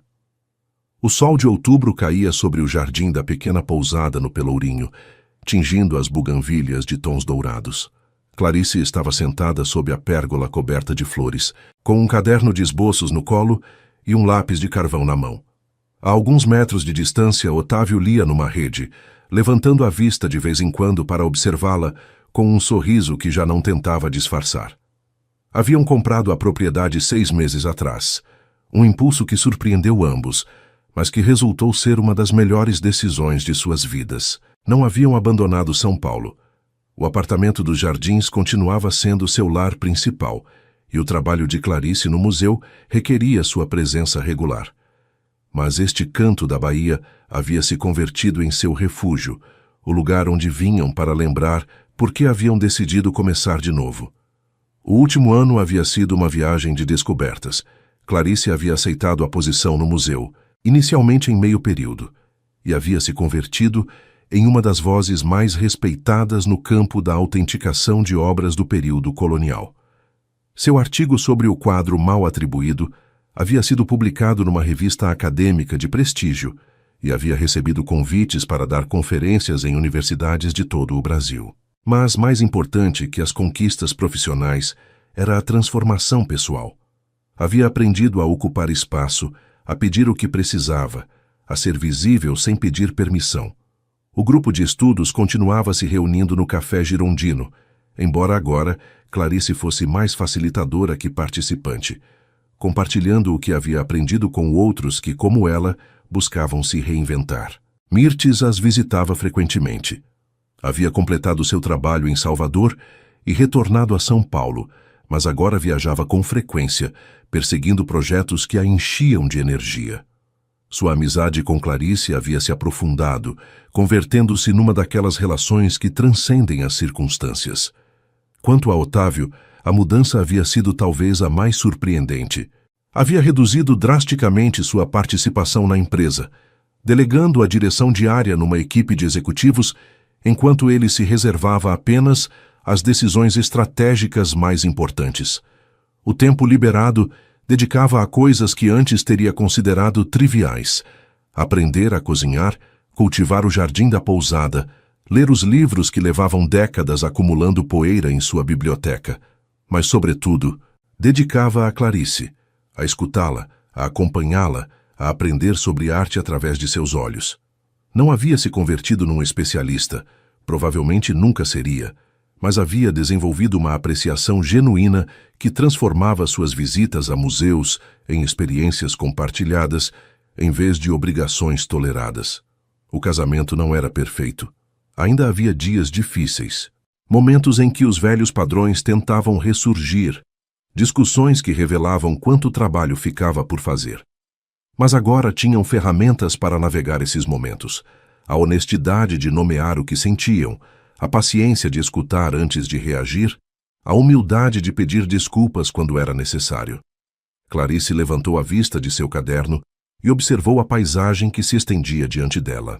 As ladeiras do Pelourinho se ondulavam até o mar, salpicadas de casarões coloridos que brilhavam sob o sol. Em algum lugar próximo, um pássaro cantava uma melodia que parecia composta especialmente para aquele momento. "No que você está pensando?" perguntou Otávio da rede. "Na mensagem", respondeu ela. "A que mudou tudo." "Ainda pensa nisso?" "Às vezes, não com nostalgia, mas com gratidão, suponho. Sem aquela mensagem, talvez continuasse sendo a mulher que era há 1 ano, esperando, calando, desaparecendo." Otávio deixou o livro sobre a mesa e caminhou até ela, sentando-se ao seu lado no banco de ferro forjado. "Você se arrepende alguma vez?" perguntou. "De ter esperado tanto tempo para despertar?" Clarice considerou a pergunta com a seriedade que merecia. "Às vezes me entristece pensar nos anos perdidos, mas também creio que tudo aconteceu quando tinha que acontecer. Se tivesse despertado antes, talvez não estivesse pronta. Talvez precisasse de todos aqueles anos de silêncio para valorizar finalmente o que significa ter voz. E agora que a tem. Agora que a tenho, não penso voltar a me calar." Ele sorriu, aquele sorriso que agora chegava aos olhos com uma frequência que antes teria parecido impossível. "Bom", disse, "porque sua voz é o que mais gosto de escutar." Ficaram assim um momento, em silêncio, mas juntos, observando como o sol começava sua descida em direção ao horizonte. O ar cheirava a flores de laranjeira e terra molhada, a todas as promessas que continha aquele lugar que haviam feito seu. Clarice pensou em todas as versões de si mesma que havia sido ao longo de sua vida.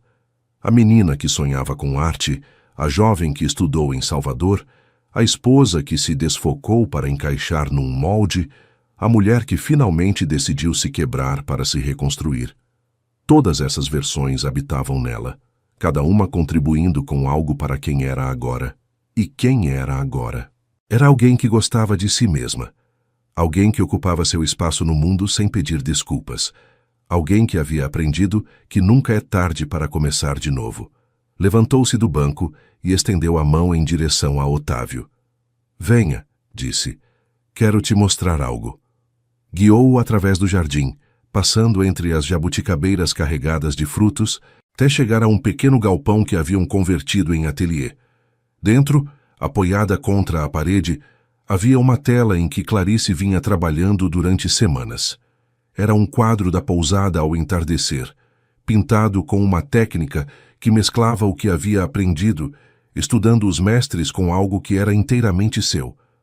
As cores tinham uma luminosidade particular, uma forma de capturar a luz que não tentava ser perfeita, mas honesta. Terminei esta manhã, disse. É o primeiro que considero digno de te mostrar. Otávio contemplou a pintura em silêncio durante um longo momento. Quando finalmente falou, sua voz estava rouca de emoção. É lindo, disse. Mas o que mais gosto é que posso te ver nele. Não só sua técnica, mas você. Sua forma de olhar o mundo. Clarice sentiu algo quente se expandir em seu peito. Não precisava da validação de ninguém. Havia aprendido isso. Mas recebê-la dele, depois de tudo o que haviam atravessado, tinha um significado especial. Quero que você pendure no living de São Paulo, disse, como lembrança. De quê? De que sempre estamos a tempo de nos reinventar. De que o amor pode crescer mesmo em terreno árido, se lhe dermos água suficiente. De que as segundas oportunidades existem para quem se atreve a tomá-las. Otávio a olhou com uma intensidade que já não tentava ocultar. Eu te amo, Clarice, mais do que achei possível amar alguém. Eu também te amo, respondeu ela. Não apesar de tudo o que passamos, mas de alguma forma graças a isso. Porque nos obrigou a escolher, a trabalhar, a nos converter em pessoas dignas do amor que queríamos receber. Abraçaram-se ali, no pequeno ateliê iluminado pela luz dourada do entardecer, rodeados de telas em branco que esperavam ser preenchidas de histórias. Não era um final de conto de fadas, não havia princesas resgatadas nem finais sem nuvens. Era algo melhor, era real. Com todas suas imperfeições, suas incertezas, seus trabalhos pendentes. Quando se separaram, Clarice caminhou até a janela e olhou para o horizonte, onde o sol se afundava lentamente, incendiando o céu de laranjas e púrpuras. Sabe o que é mais bonito? Perguntou sem se virar. O quê? Que isto é só o começo. Temos anos pela frente, décadas talvez, para continuar nos descobrindo, para continuar crescendo, para continuar pintando novos quadros juntos. Otávio se aproximou e a envolveu com os braços por trás, apoiando seu queixo em seu ombro. Então pintemos, disse. E enquanto o sol desaparecia atrás das palmeiras, selando o dia com sua última luz, Clarice soube com absoluta certeza que havia tomado a decisão correta. Não a de ficar com Otávio, embora isso também.